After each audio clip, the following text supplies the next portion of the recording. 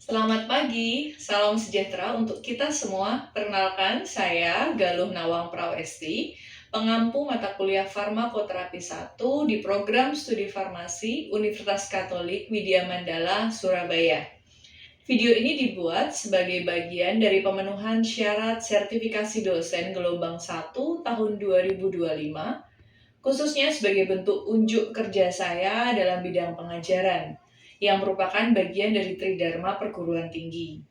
Mata kuliah Farmakoterapi 1 merupakan mata kuliah wajib dengan bobot 2 SKS, dan pada video ini saya akan menyampaikan topik hipertensi yang diberikan pada pertemuan ke-9.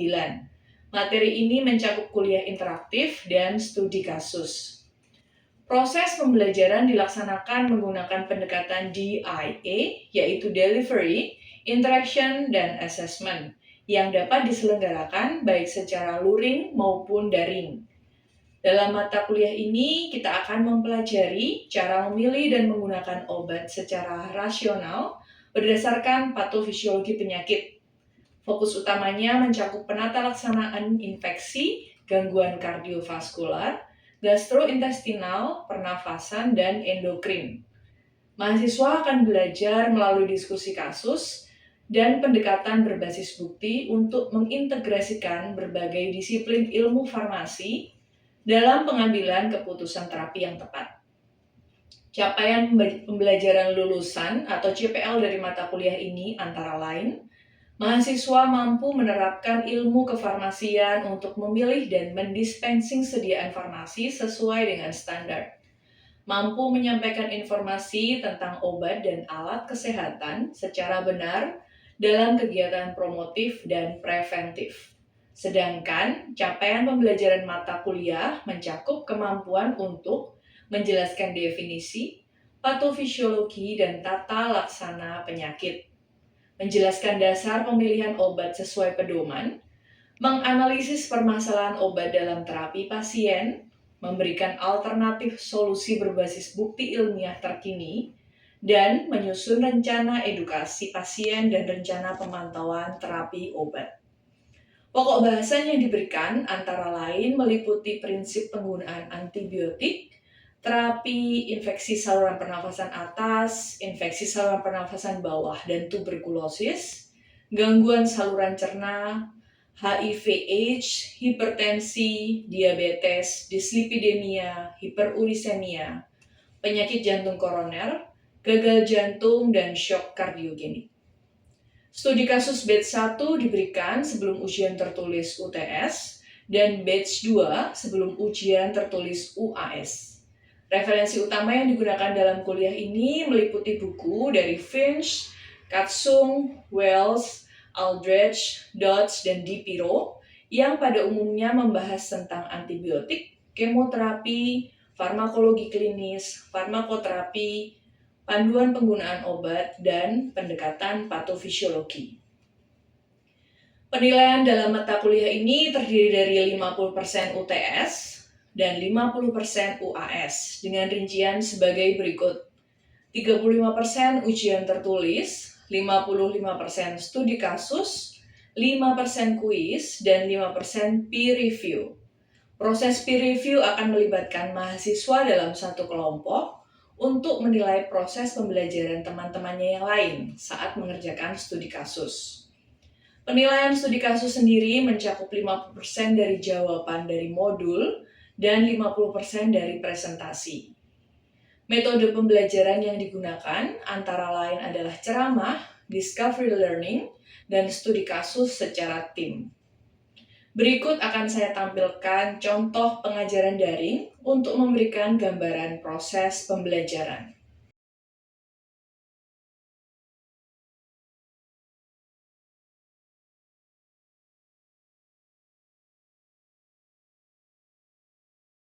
Oke, ini lebih mudah nih pertanyaan selanjutnya. Pasti kalian tahu ya beberapa golongan obat anti hipertensi ya. Contohnya, sebutkan aja. Ya, ada ARB, Bu. Ya, Lalu Felicia, ada ARB. ARB contohnya apa, Felicia? ARB ARB ya, Bu ya. ARB itu contohnya Bu ya.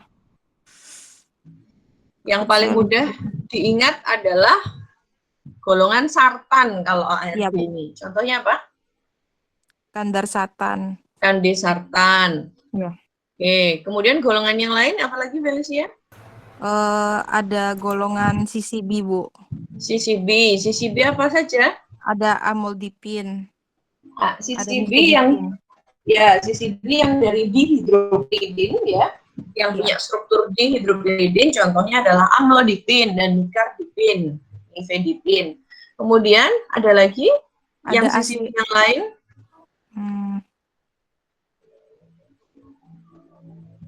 CCB yang non dihidropiridin pernah dengar?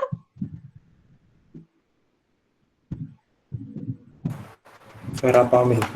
Verapamil, benar Niko ya, diltiazem, verapamil. Oke. Kalau lisinopril sendiri masuk ke golongan yang mana? ACE, Bu. ACE inhibitor. ACE inhibitor ya. Angiotensin converting enzyme inhibitor. Jadi dia cara kerjanya menghambat apa? ACE inhibitor, Bu. Iya, menghambat apa? Menghambat Enzim ACE inhibitor. Iya, ACE itu mengubah apa ke Angiotensin 1 jadi angiotensin 2. Oke, berarti lisinopril menghambat pengubahan dari angiotensin 1 ke angiotensin 2. Berarti kalau angiotensin 2-nya dicegah untuk diubah, efek apa yang terjadi? ACE. Angiotensin 2 itu efeknya apa sih kalau dia ada dalam jumlah banyak? Menaikkan tekanan darah. Kenaikan tekanan darah, masa? Efeknya dulu, efek. Vasokonstriksi. Vasokonstriksi ya, angiotensin 2 itu efeknya vasokonstriksi. Makanya di sini ACE digunakan untuk mencegah pembentukan angiotensin 2 itu biar terjadi lawannya vasokonstriksi apa? Vasodilatasi. Oke, bagus sekali ya. Jadi saya mau mulai kuliahnya karena paling tidak kalian sudah punya dasar-dasar untuk memahami kuliah saya pada hari ini. Ya, nanti pemahaman yang lebih dalam kita akan coba lakukan dengan diskusi kasus. Ya, diskusi kasus mengenai hipertensi. Oke, saya coba presentasikan dulu.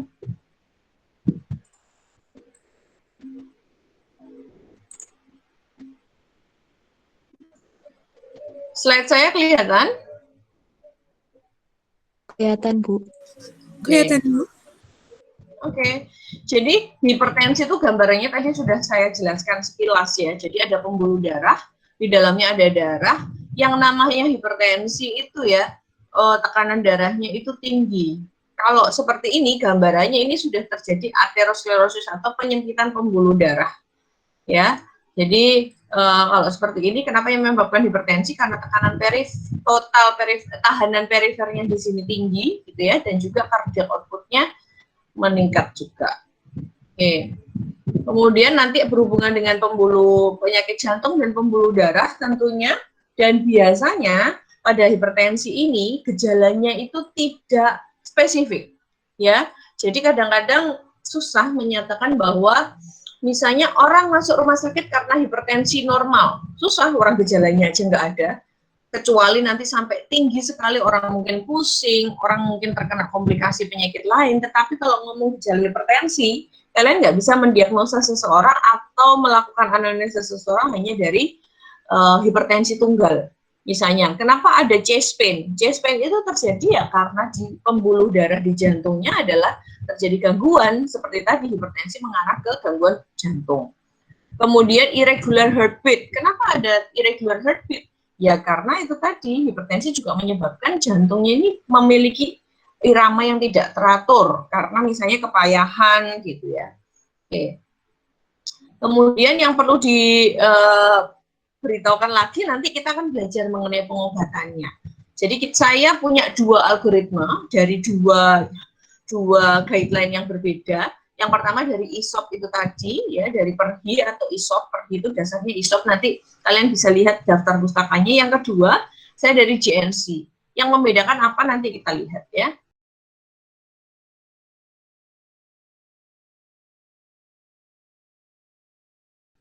Jadi hipertensi tadi sudah dikatakan juga ada peningkatan tekanan darah arteri. Kenapa arteri? Karena kita ngitungnya dari arteri. Kan nggak mungkin kita ngitungnya pembuluh darahnya, tekanan darahnya dari vena. Karena akan tidak menyerupai kondisi tekanan darah tubuh secara keseluruhan. Batasannya lebih dari sama dengan 140 untuk sistolik dan lebih dari 90, lebih dari sama dengan 90 merkuri untuk diastolik. Ya, tahu sendiri sistolik itu kapan? Ya, pada saat jantung mengumpat. Diastolik itu pada saat jantung melakukan pengisian, ya, atau dilatasi. Ini kalau saya tidak terkontrol, nanti lama-lama pasti kalian akan sering menjumpai ya di guideline-guideline miokard infark, gagal jantung, hipertensi ini adalah salah satu faktor resiko untuk CVD. Datanya gini saya ambil tahun 2018 ya rata-rata ya. Di 2018 itu diketahui bahwa ini di Amerika. Amerika kan faktor resikonya penduduknya lumayan cukup banyak ya. Ada yang obesitas sekali, kemudian penyakit-penyakit metabolik, dan juga ada African American. African American itu nanti secara khusus dibahas di guideline karena dia lebih rentan terkena hipertensi. Jadi 16,5 million American age 20 and older who are living with coronary heart disease. Jadi semakin muda orang yang terkena heart disease. Kemudian ini secara global gitu ya, ini prediksinya yang angka-angka untuk hipertensinya. Nanti kita lihat yang di Indonesia sendiri ya. Dan secara umum memang semakin tua gitu ya, orang itu pembuluh darahnya akan semakin tidak elastis. Jadi itu bisa yang menyebabkan salah satu faktor risiko kenapa semakin tinggi umurnya, semakin tua, dia semakin tinggi risiko atau prevalensi terkena hipertensi. Hampir bahwa 90% gitu ya, di atas 55 tahun. Ini di Indonesia ya, di Indonesia itu perkembangannya di tahun 2007 angkanya menengah, kemudian 2013 sempat turun, kemudian 2018 malah naik lagi. Ya, kira-kira apa yang menyebabkan ini? Banyak hal, ya, bisa dari gaya hidup dan juga faktor aktivitas, bisa juga karena faktor resiko yang lain, gitu ya. Yang paling banyak kasusnya tahun 2018 ada di Kalimantan Selatan, ya, di Banjarmasin. Dulu setahu saya dia paling banyak itu di Sulawesi Utara. Ya, Sulawesi Utara kan lumayan ya pola konsumsinya kolesterol tinggi gitu ya, tetapi sekarang paling banyak di Kalimantan Selatan. Kemudian penyebab secara garis besar sebenarnya kadang-kadang bingung menyatakan penyebab hipertensi itu apa. Karena 90% dari kasus hipertensi yang terjadi itu lebih disebabkan karena penyebab yang tidak diketahui. Jadi primer, tiba-tiba hipertensi gitu aja. Dari mana Bu hipertensinya? Bisa dari genetik, gitu ya, bisa dari memang kelainan pembuluh darahnya, memang dari cardiac output-nya yang berlebihan dan lain sebagainya. Nah, baru sisanya sebenarnya ya, 10% ini adalah secondary. Secondary itu artinya apa? Secondary itu hipertensinya disebabkan karena hal yang lain. Misalnya dia terkena penyakit pada ginjal dulu. Kalian sudah pernah dengar CKD mungkin, chronic kidney disease. Nah, penyakit ginjal kronik itu dia bisa disebabkan karena hipertensi, satu, dan penyakit ginjal kronik itu bisa saja menyebabkan, kembali lagi menyebabkan hipertensi. Jadi secondary hypertension itu harus didahului dengan penyakit lain, kemudian dia menyebabkan gejala hipertensi. Ini yang paling sering ya, bisa dari obat, bisa dari penyakit. Penyakitnya itu yang paling sering menyebabkan CKD, Cushing syndrome, obstructive sleep apnea dan lain sebagainya. Obat-obatan yang paling sering kortikosteroid, gitu ya, estrogen, kemudian etanol, licorice, kemudian kokain, eritropoietin, sibutramine. Nah, ini salah satu, ini beberapa faktor yang dapat menyebabkan hipertensi sekunder. Oke, kemudian Bu, saya mau izin bertanya. Ya, silakan Niko. Jadi untuk pemberian obat anti hipertensi untuk ibu hamil itu kan tidak boleh pakai golongan ACE dan ARB ya Bu. Nah itu berarti kalau di tata laksana ini pemberiannya meliputi metildopa dan labetalol. Namun Itu obat-obatan tersebut belum tersedia di Indonesia dan CCB. Berarti kalau misalnya hanya diberikan CCB saja, apakah bisa ya, Bu? iya. Jadi memang kalau di yang saya gambarkan ini adalah kondisi eklamsi, artinya dia hipertensinya sudah sudah agak krisis gitu ya. Jadi dia dibawa ke rumah sakit, misalnya dia bisa digunakan obat-obatan yang CCB dan metildopa pilihannya. CCB-nya contohnya apa? Bisa diberikan nifedipin. Nifedipin itu sangat aman. Nah, kalau sampai krisis gitu ya, bisa diberikan nikardipin. Nikardipin juga ada di dalam. Metildopa juga bisa diberikan. Gitu. Baik, Bu, terima kasih. Sudah paham, Niko? Sudah, Bu. Oke. Berikut adalah contoh video studi kasus yang pernah kami lakukan menggunakan proses daring. Umumnya studi kasus ini kami lakukan dalam bentuk tim di pertemuan ke-7 dan ke-14. Dalam kegiatan ini, mahasiswa diminta menganalisis kasus pasien, menjawab modul, menyusun terapi, dan mempresentasikannya secara tim. Model studi kasus ini juga digunakan pada farmakoterapi 1, meskipun dalam contoh ini saya tampilkan kasus dari farmakoterapi 3 dengan pendekatan yang serupa. Untuk teorinya di skip aja ya, langsung ke pemilihan terapi ya, sama swab. Selamat pagi Bu Galuh, Bu Popi, dan Bu Yuvita, serta teman-teman. Di sini kami dari kelompok 5 akan mempresentasikan hasil dari diskusi kelompok kami mengenai gangguan pada kulit, terutama khususnya psoriasis vulgaris.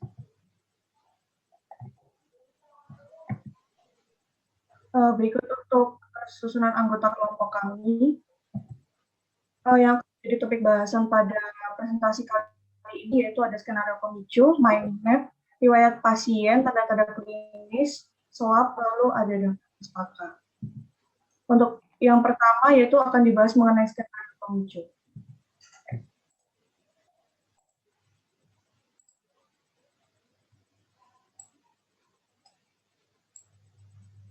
Topik bahasan yang pertama yaitu skenario pemicu. Yang menjadi skenario pemicu dari kasus kami yaitu seorang wanita berusia 23 tahun datang dengan gejala memiliki flek kemerahan, bersisik tebal, berbatas tegas dan berwarna keperakan. Kata kuncinya wanita 23 tahun, flek kemerahan, bersisik tebal, berbatas tegas dan berwarna. Untuk identitas pasiennya, alamat di Surabaya, pekerjaannya sebagai mahasiswa. Berikutnya adalah mind map. Secara garis besar untuk mind map studi kasus studi kasus ini sudah kami rangkum dalam mind map ini, di mana psoriasis itu adalah penyakit inflamasi sistemik yang dimediasi oleh T-limfosit progresif yang diakibatkan oleh interaksi yang kompleks antara berbagai faktor genetik dan faktor lingkungan. Klasifikasi psoriasis sendiri terdiri dari beberapa jenis, yaitu ada psoriasis cutata, psoriasis inversa, erythroderma psoriatica, psoriasis pustulosa localisata, psoriasis pustulosa generalisata, psoriasis artritis, psoriasis kuku, dan psoriasis tipe plak atau psoriasis vulgaris.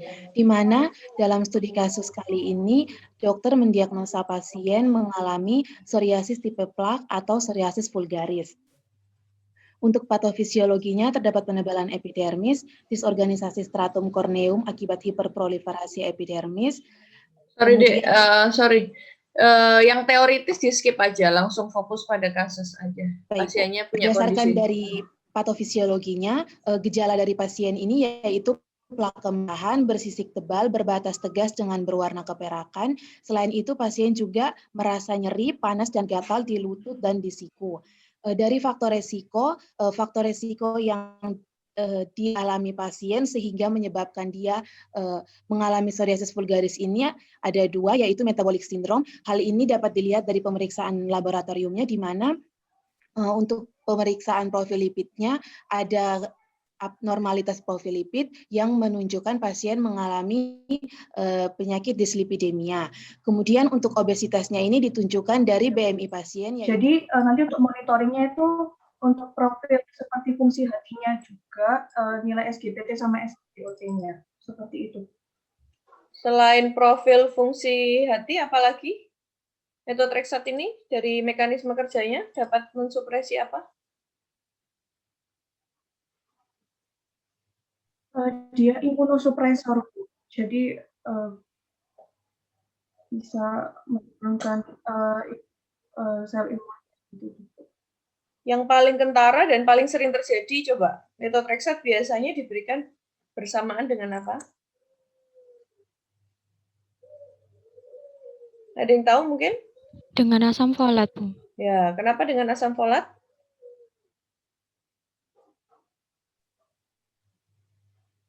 Karena metotrexat itu mekanismenya menghambat sintesis asam folatnya.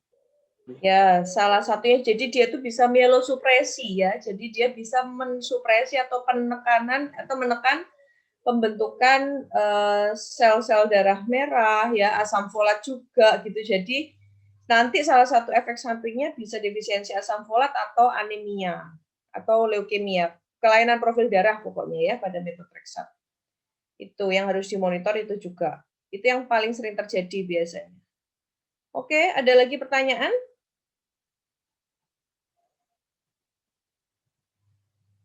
Baik, jadi pada kasus ini, karena waktunya sudah habis juga ya, fokus yang utama adalah satu, kalian mengetahui mengenai penyakit psoriasis beserta dengan faktor resikonya. Tadi sudah ditunjukkan ya, dengan penyakit metabolik. Dan kedua adalah pemilihan agen sistemik untuk psoriasis yang sudah severe. Jadi menurut Perdosi kalian sudah guideline-nya sudah bagus ya, yang berlaku di Indonesia walaupun tahunnya agak lama. Kemudian di Dipiro juga sudah jelas, rekomendasinya juga sama, dosisnya juga sama. Yang kurang memang tadi menurut masukan dari dia adalah monitoring dari efek sampingnya.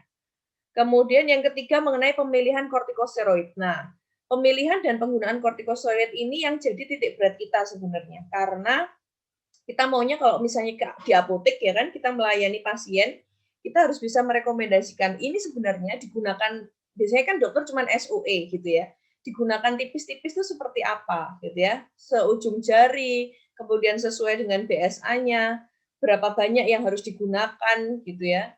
Apalagi ini adalah yang kalian rekomendasikan adalah yang poten. Poten itu hanya boleh digunakan di bagian tubuh tertentu.